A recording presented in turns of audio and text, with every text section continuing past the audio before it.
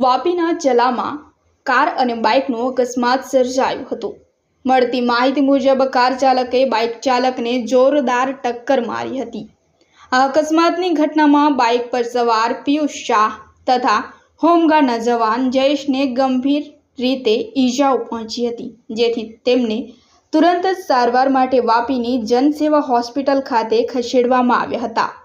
દુર્ભાગ્યવશ પિયુષ શાહનું સારવાર દરમિયાન મોત નીપજ્યું છે, જ્યારે હોમગાર્ડ જવાન જયેશને આંખ તથા અન્ય ભાગે ઈજાઓ પહોંચી હોય, જેથી હાલ તેમને સારવાર હેઠળ રાખવામાં આવ્યા છે।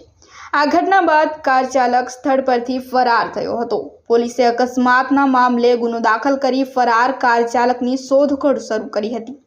પોલીસના સૂત્રો મુજબ સીસીટીવી ફૂટેજ તથા સાક્ષ્યોના આધારે કાર ચાલકની ઓળખ કરવાની પ્રક્રિયા શરૂ કરવામાં આવી હતી। પોલીસને ગાડી તો મળી, પણ ડ્રાઈવર હજુ ફરાર છે। આ અકસ્માત બાદ કાર ચાલક સ્થળ પરથી ફરાર થયો હતો।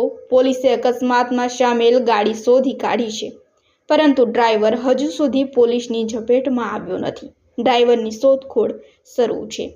આ દુર્ઘટના બાદ વિસ્તારના રોષનો માહોલ ફેલાયો છે અને લોકો દ્વારા ફરાર આરોપીને જલ્દીથી પકડી પાડવામાં આવે અને મૃતકના પરિવારને ન્યાય અપાવવામાં આવે તેવી માંગ ઉઠી રહી છે।